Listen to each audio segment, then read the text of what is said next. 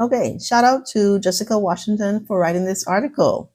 Right-wing and anti-feminist streamers have helped Donald Trump court young male voters. Ooh, okay.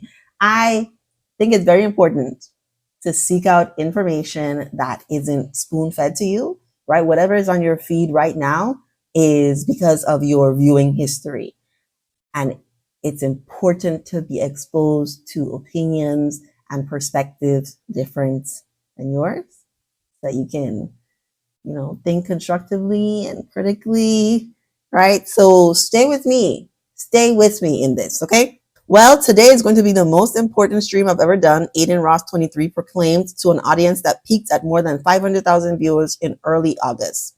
The Boca Raton, Florida native gained popularity in 2020 due in part to live streams where he played NBA 2K with future LA Lakers basketball player and LeBron James' son, Bronny, on Twitch. But Ross didn't stick to video game talk. In 2022, he hosted Andrew Tate, the social media personality awaiting trial in Romania on charges of human trafficking and rape, on his stream. I love the way this is worded because this is really objective. That's the truth of Andrew Tate. That's the truth. Ross has also hosted white supremacist Nick Fuentes on his Kick channel. I'm not familiar with Nick Fuentes. Ross has excelled in the role of provocateur, amassing 1.4 million followers on Kick and 4.5 million on YouTube. He has been banned multiple times from Twitch, culminating in a permanent ban in 2023 for saying and displaying hate speech. On the day Ross proclaimed was his most important stream, though, he was venturing into uncharted territory. He was interviewing former President Donald Trump. The live stream serves as an example of how right-wing and right-leaning streamers have worked in recent months to help the Republican presidential nominee court young male voters. We're going to get some good ratings today, quipped the metrics-obsessed former president sitting in his living room in Mar-a-Lago, which is so true. The also former reality star was right. The video peaked at 580,000 viewers, but Trump wasn't there for praise or the golden Rolex and Tesla Cybertruck he was given by Ross. He was there for the streamer's large audience of young men. We don't know the exact breakdown of Ross's audience, but Kick tends to skew younger and male. I never even heard of Kick. According to a platform analytics website, SimilarWeb, Kick's audience is nearly 75% male, and the majority of its users are under age 35, with 37% of the audience being under age 24. Young voters are expected to play a critical role in the November election, with roughly 40.8 million Gen Zers eligible to vote this year. As young women have increasingly become more progressive and politically active, young men are moving in the opposite direction, expressing more conservative views on political issues and gender roles more broadly. I don't know if I want to say now or later, but if I can find, I think it was an article, maybe it was a video about how every generation of men think that men are getting less manly. Yeah. And I'm not sure that's really the case. I think if you've ever heard people say equality to the oppressors feels like oppression. And we live in a patriarchy. I hope you understand what that means. Men are on the top, men are coveted, men are preferred, and things skew based on what men's preferences are. And so in a world where women are gaining equality, because we're not, we don't even have a female president. So it's like a fallacy that women are in charge or in control or have more money. They don't. They, at this rate, at this time, they're getting more closer to equality. And that's a men who don't understand, y'all are still in control of everything. It can feel like oppression, that somehow men are being oppressed and men are not being oppressed. We'll get into how patriarchy harms men later in this article. A growing group of these young men have found an online home in the manosphere, a loose community of right-leaning and anti-feminist social media agitators, which I don't agree. I feel like the manosphere transformed into this right-leaning. When I first did my video about the manosphere, it had nothing to do with politics, right? Was that 3 years ago? I did a video on the manosphere, the Black manosphere. It had nothing to do with politics. Everything is political, but it was not specifically about policy. Like it just wasn't about that. The fact that it's turned into this, okay, Includes folks like Sneeko, Logan Paul, the Nelk Boys, Fresh and Fit, Joe Rogan, Jordan Peterson, Adin Ross, and Andrew Tate. What does Fresh and Fit say that's political? These creators explicitly appeal to young men either through shared interests like video games or prank videos, or by offering to teach them how to make money or get girls. I also push back on Jordan Peterson being right leaning. I think the right ring sort of people wanted to get Jordan Peterson under their wing because of his stance on not having the university force him, make him, or punish him for not using the right pronoun. For if, right, this was all hypothetical, if there was a trans student in his classroom. None of it was like real. It was all like theoretical, because in real life, Jordan Peterson would not misgender someone who's trans in real life. In real life, Jordan Peterson is probably one of the most liberal people, right? Actually supports liberal policies.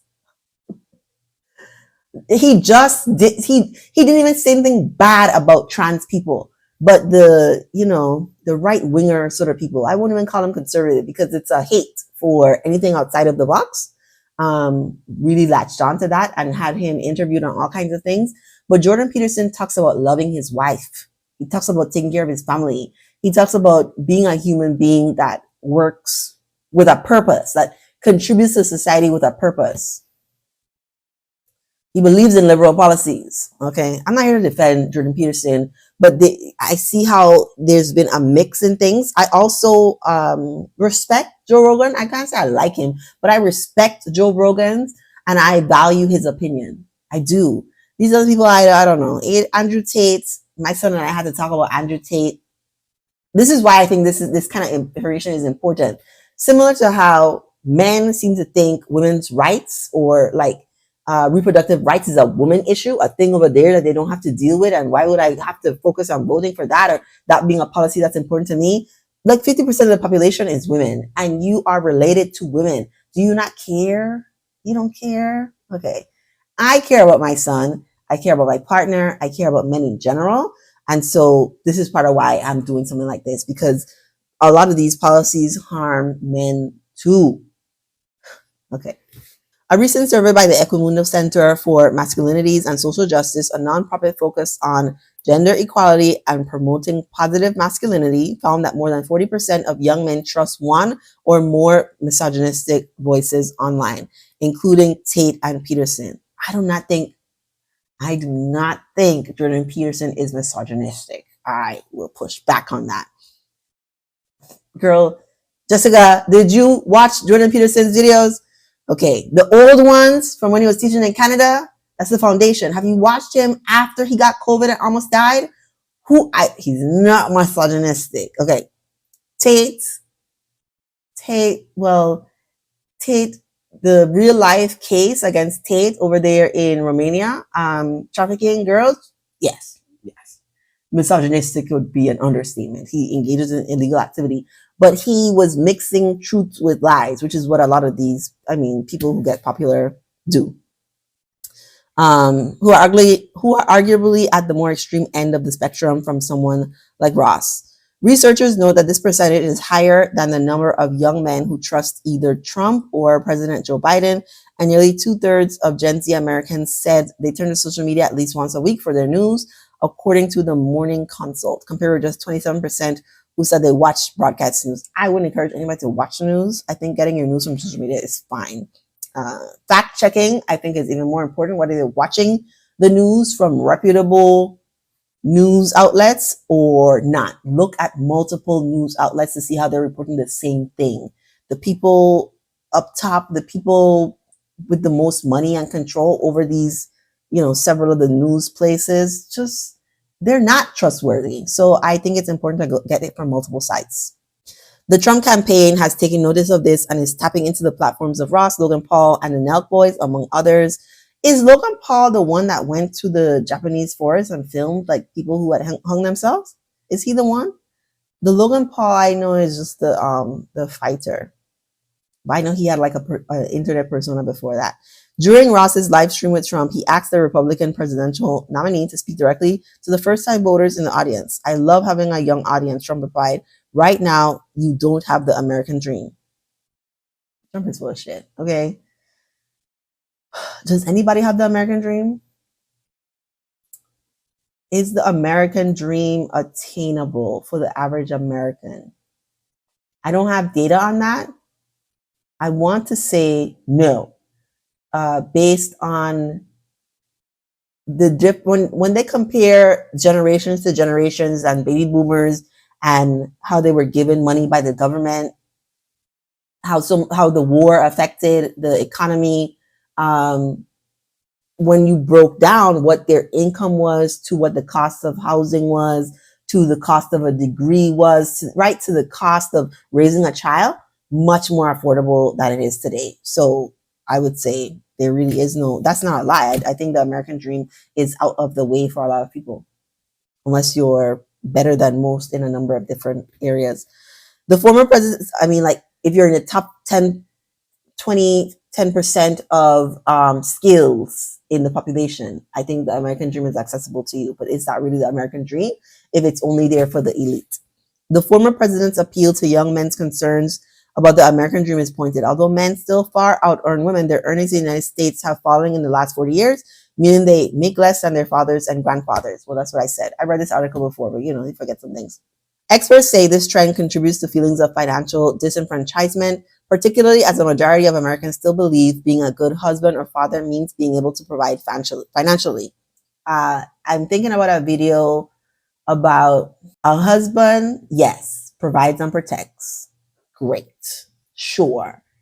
In a world where you need your partner to work, right? Your wife is going to have to work for you all to live a certain lifestyle. Most people have two parents in the home who work to take care of kids. Money is no longer the best like measure of a man. It was never a full measure of a man, but it definitely does not. You can't just make money and that's enough. It was never enough. It's still not enough. I think men really need to figure out what are all of the other things that matter just as much as being able to contribute financially, that I can then say I'm a man, like I'm a man, I'm a real man, because that's what y'all like to say. Says Ecomundo's president, Gary Barker, this has political consequences. Guys who reported that they felt a sense of economic uncertainty of their future were the ones more likely to believe that, you know, feminism had gone too far. Has feminism gone too far, in my opinion? I used to say I don't call myself a feminist because it's silly, because I believe in the equality of genders. But there is something about the way white feminism works versus black feminism works that okay, maybe feminism has a lot of bar. Okay, maybe but I do think the pendulum had to swing wildly to the other side for us to get to a balance of what is important. Women are still, according to the metrics, women are still not where they need to be when it comes to men. But anyway, political experts argue that Trump has successfully pinpointed a receptive audience in the young, disaffected men who spent years being primed online for Trump's brand of grievance politics.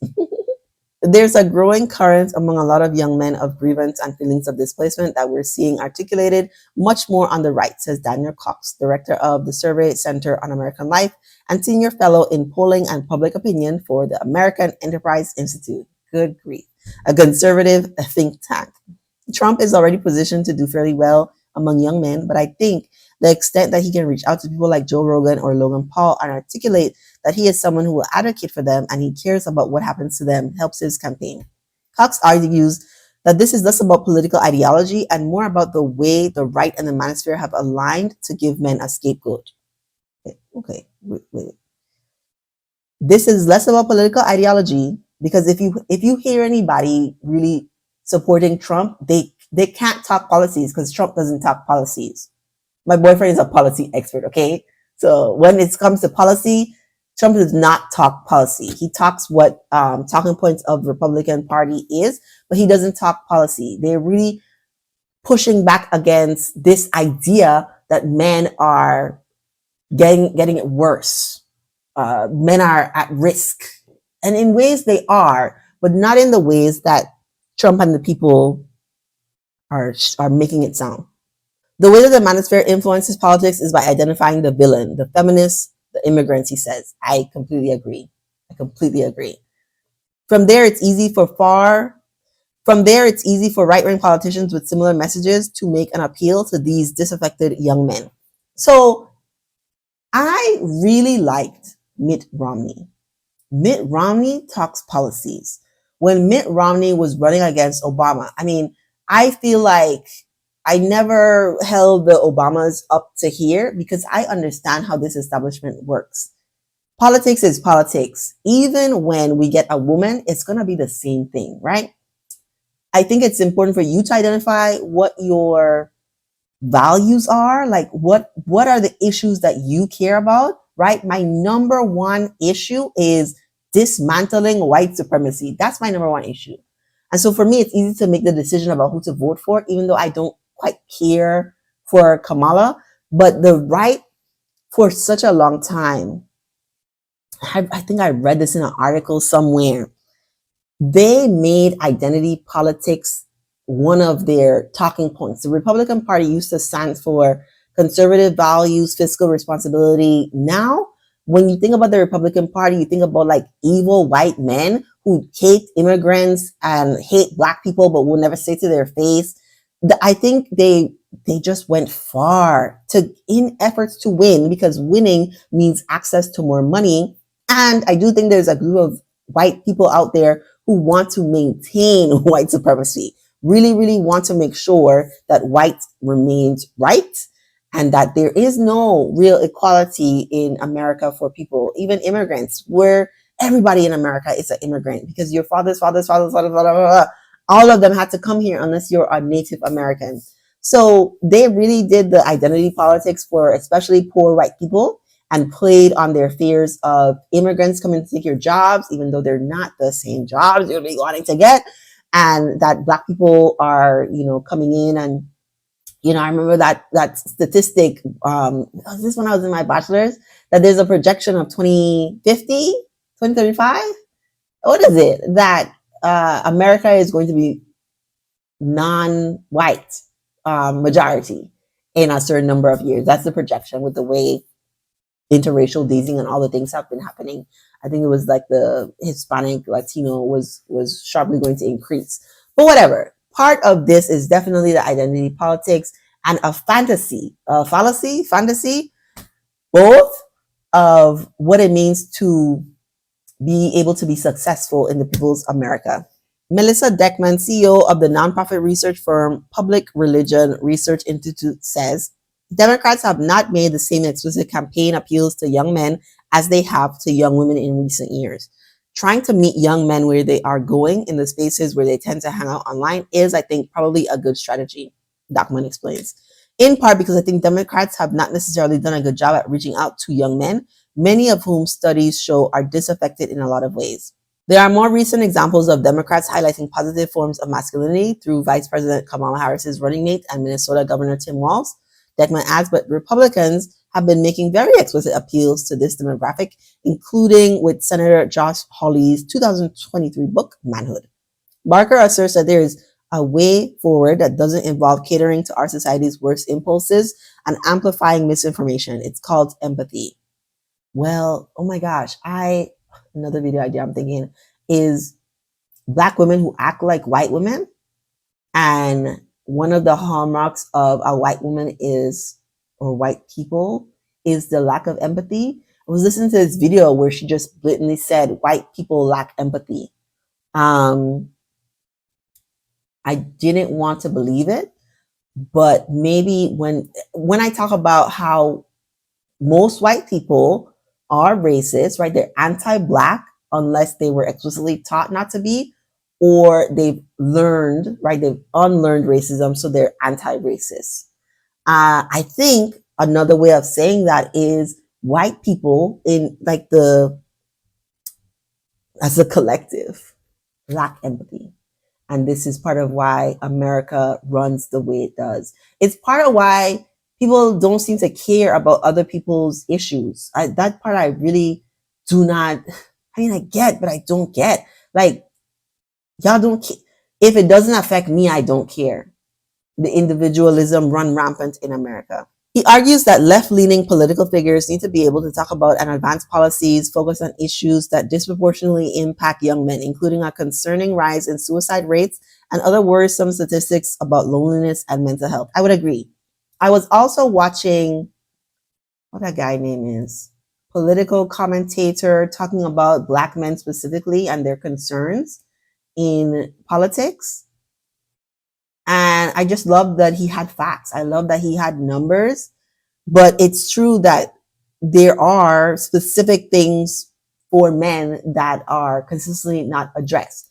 But if men are the ones in power, right? Because one of the concerns from the guy was not being able to show emotion, right? As Black men, y'all do that shit to yourselves, okay? And if we want to talk about men and manhood and leadership, I can't solve that shit, okay? I cannot solve it. I can, in my household, teach my son to have an expression of his emotions, a wide range of labels. But when he goes out to the sporting events, to the whatever, where there's a predominant number of men, y'all are doing that shit to yourselves. Y'all have made it so that you have to perform masculinity for fear of being seen weak. That is not a thing for me to solve. Y'all make the policies. Y'all are the ones that don't want to be teachers. Y'all are the ones. Y'all are the ones, okay? And women do have some internalized misogyny, because it's been handed down from the generations, do also agree. She don't want her man to cry in front of her and all of that kind of stuff. But if men came together and said, here is what we're going to stop doing, shaming each other for having feelings, y'all could fix this shit, okay? Fix this shit. Y'all do it to each other. And I don't know. Listen, I don't know. I like to highlight, because I know that white men are at the top. I like to highlight that one of the highest rates of suicide is from the middle-aged white man group. Because like a woman like me, when you look at America from the outside and you see the hierarchy, I should be at the bottom of the totem pole. As a unmarried mother, I should be making a certain amount and not much. I should be severely affected by men or policies or whatever. I should be so affected, and I'm not. I'm so happy. Okay, I'm so happy. I make the amount of money I want. I'm making changes that I want. I am somebody interesting. I am partnered. I'm just so happy. Okay, there's so many resources available to me. I could basically do whatever I want in my lifetime. In a world where white men lie to each other and tell each other that they are the top, we're the best, if you do not then have the prize trophy wife, if you then don't have the money, or if you do have the money and it somehow it doesn't turn out the way it's supposed to, because they said I'm the best. They said I'm on top. Right? They said white is right. They said my wife is going to cater to me. They said, I'll get the jobs and I'll have the money. They said, the media is constantly telling white men specifically that they're the best. When you realize you're not, that America is not a meritocracy, that there's certain people that hold the power and wanted to stay in these small groups of families and all this stuff, white men kill themselves. And there's a lot of Black men that want to be like white men, that want the privileges and to be able to escape punishment like white men. That's just not the way humanity is going to move forward. We might move backwards with Trump being elected. I mean, 2 steps forward, 1 step back, 10 steps forward, 2 steps back, right? Even if Trump is elected, I don't know when this video is coming out. Even when Trump is elected, even if he was, I'm going to still be happy. And white men, it may be even more of a contrast then, that you got what you wanted, okay, and you're still not happy, okay? because this is not the road to happiness. By lacking empathy for entire groups of people, it's not the way to do it. Those of us on the progressive side and from the feminist side often want to say, well, we've never had full economic equality for women. Women are doing more of the care work. Women will suffer violence from the hands of men. You want us to now be sympathetic to you men? And I think we have to answer that with, yes, we can do both. I completely agree. We've got to be able to say, look, men are confused. A lot of young men in particular need to step into the conversation with compassion and empathy and say we can do both. We can talk about the unfinished journey to make sure that women and girls have the lives they deserve, the voice, the respect, and the equality that is non-negotiable in the world, and we can have empathy towards men. Completely agree. Which is why I do these kind of videos on my channel. When I did my video on the manosphere, I was attacked by men, really like men who are unable to have sex with women that they want and just stay on the internet looking for reasons to be upset. Not real men. Like in real life, I mean. In real life, men would never talk to me the way those men talk to me in my comments because they don't know me. And they're looking for lots of opportunities to confirm their already held beliefs. In real life, I have empathy towards people. And so I understand how patriarchy harms men too. And I create safe spaces with the men I'm in community with. That's what I do in real life. Is every woman doing that? No, because we've all been indoctrinated into this system that says men have to be a certain way. And I'm here definitely pushing back and saying men need to give each other the space to be human. To be human. I saw a TikTok of a guy who was a therapist saying that when he sees men, they usually beat around the bush to assess if it's okay to appear weak in front of him. Y'all, this was just the beginning, okay? A conversation around politics and men and how we definitely need to have empathy for men. I don't need white people to be the standard. Right? I definitely don't, especially if we're saying that they lack empathy. I don't know. They are not going to give you the power, give you the agency. The way we got it, the way my ancestors got it in the Caribbean is fighting for it, okay? And so you are going to have to fight amongst yourselves to create leadership that says it's okay to be fully human. That's what y'all gonna have to do. That answer, like, you won't find on my channel because I'm not a man. But I want to like hand the mic to you and say, okay, please be inspired and go do some of this work in your friendships. Have a conversation about feelings. Okay? Get to something real versus just coexisting with each other or having surface conversations. Let me know your thoughts in the comments, okay? Read the article, click on the, what do you call it? Read the article, click on the references to learn more. Thank you for watching. Like this video, share it with a man, maybe, who you think it could help. Subscribe to my channel. All the things. Okay, thank you.